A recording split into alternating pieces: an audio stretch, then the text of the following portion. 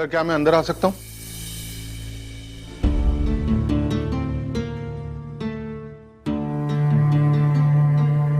Sir मैं कुछ कह सकता हूं?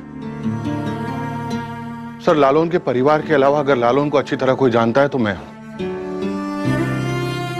ये मेरे बोरदा हैं, ये मेरे मेजदा, मैं इनका छोटा भाई हूं, रूपांकर बोस। लालोन की गारंटी लेता हूं मैं कि लालोन कभी कोई गलत काम नहीं कर सकता। और आज अनी भी देखता है कि कैसे अप्पू और ललोन की शादी को बचाने की कोशिश में लगे हैं उसके ही घर के कितने लोग। आज छोटोन गारंटी तक देने पहुंच गया। आखिर इतना भरोसा कैसे है सबको ललोन पर? क्या छोटोन को भी कोई बड़ी बात की भनक पड़ी है जो अनी को नहीं पता अब तक? आपको लालोन के बारे में अगर कुछ भी जानना हो तो मुझसे पूछ सकते हैं। ठीक है, अगर जरूरत पड़ेगी तो इसके बारे में आपसे जानकारी लेंगे। अच्छा तो मैडम आप क्या कह रही थी? मैं बस इस बात से हैरान हूं कि आपने अभी कहा कि आप मेरे पति को जानते थे। आपको तो बाखूबी पता होगा कि वो किस किस्म के इंसान थे। मैं आप सब लोगों को एक रिकॉर्डिंग सुनाना चाहता हूँ। रिकॉर्डिंग?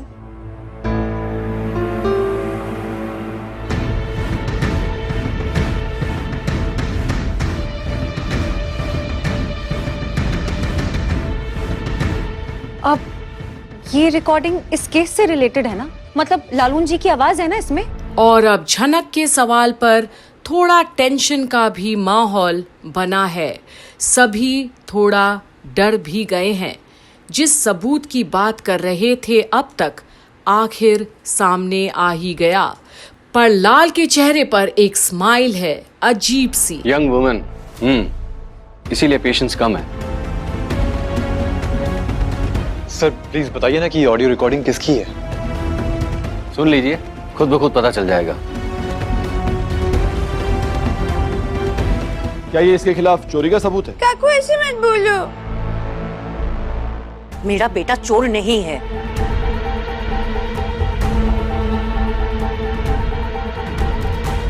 हाँ सर, मैं लालौन को बचपन से जानती हूँ, ये ऐसा नहीं कर सकता कभी।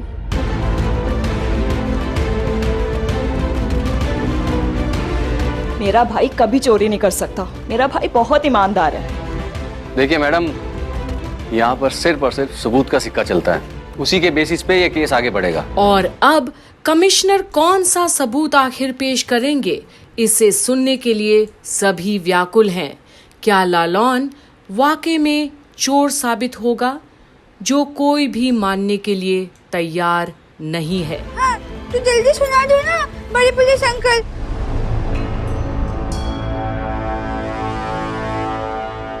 मैं बहुत थक गई हूँ, चावल भी नहीं खाया। मैं अपने दूल्हे को लेके घर जाऊंगी। कल से सोई भी नहीं हूँ, नींद आ रही है। हाँ बच्चे, पहले सबूत देख लें, उसके बाद हम ललोन को जाने देंगे, ठीक है? हाँ, आप अच्छे पुलिस हो। सर प्लीज थोड़ा सा जल्दी कीजिए ना। देखिए ना, दुल्हन को शादी की रात ये सब देखना पड़ रहा है। Please try to understand. I do mister. मैं आपसे एक बात जानना चाहती हूँ। आप मेरे पति का नाम कैसे जानते हैं? और आज जहां सबके अलग अलग सवाल हैं, अनुराधा को तो अपने पति के जानने वाले से मिलकर थोड़ी तसल्ली मिली है। कोई तो विश्वास करेगा उस पर कि वो लोग कितने अच्छे ख्यालात और खानदानी लोग हैं। जिन्हें उनका नाम जानने की जरूरत है वो नाम जान जाते हैं।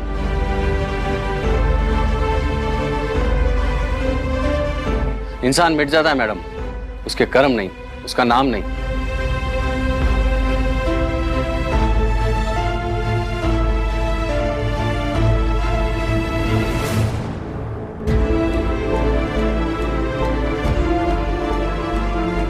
आप ये रिकॉर्डिंग सुनिए। और अब सब कोई अपने दामन को थामते हैं। आखिर ऐसा क्या सुनाने वाले हैं कमिश्नर साहब आज, जिनको सारी दुनिया सलाम करती है, जो कानून के रक्षक हैं। भट्टाचार्य जी, हम बहुत बड़ी मुसीबत में फंसे हैं और उसी सिलसिले में आपकी मदद चाहिए। बड़ी बहन बीमार है और हमारे घर के पीछे जो बस्ती है वहां के एक लड़के से उनकी शादी फिक्स हो गई है।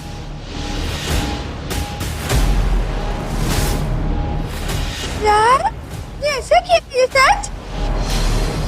और बस्ती के लड़के कैसे ही होते हैं आप अच्छे से जानते हैं। कौन परेशान कर रहा है और आप मुझसे क्या चाहते हैं? मैं चाहता हूँ कि आप उस लड़के में ऐसा डर बिठाइए कि वो इस शादी से इनकार कर दे और उसके बाद गलती से भी हमारे परिवार की ओर आंख उठा के न देखे।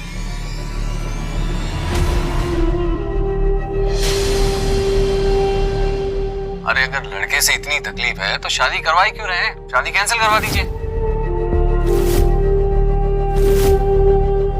ये शादी हुई तो मेरी कमाई हुई मेहनत इज्जत सब मिट्टी में मिल जाएगी। अपनी आंखों के सामने ये शादी होते हुए नहीं देख सकता। आप अपने घर वालों से कहिए कि घर की बेटी है तो शादी बाहर क्यों हो, कहीं और क्यों जाना?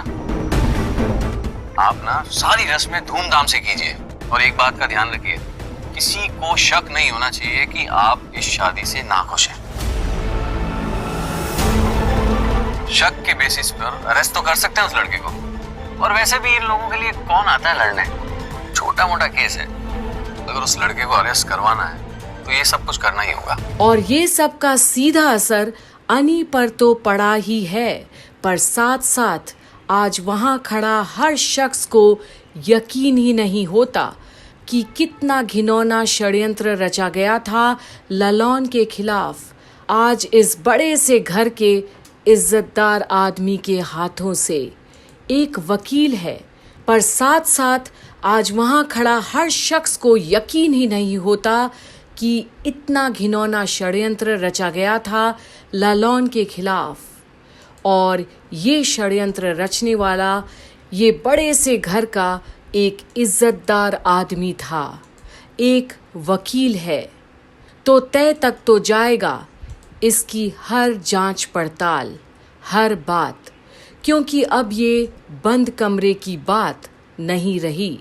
अब आखिरकार अनुराधा और ललौन तो छूट, अनी क्या करेगा जहां उसके बाबा ही सबसे बड़े गुनहगार निकले। देखते रहिए यहीं कंप्लीट बॉलीवुड पर झनक की सारी अपडेट्स में जो हम आप तक लेकर आते हैं रोज, और बने रहिए और देखते रहिए कि आगे की गुत्थी कैसे सुलझती है। हेलो हेलो अनिरुद्ध, मैं आदित्य कपूर बात कर रहा हूँ। जनक की तबीयत अचानक से बहुत ज़्यादा बिगड़ गई है, इसलिए उसे हॉस्पिटल में एडमिट करना पड़ा।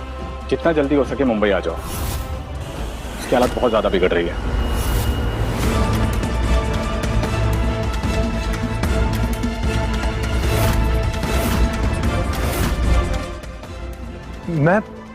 मैं अभी पहुंच रहा हूँ। ओके।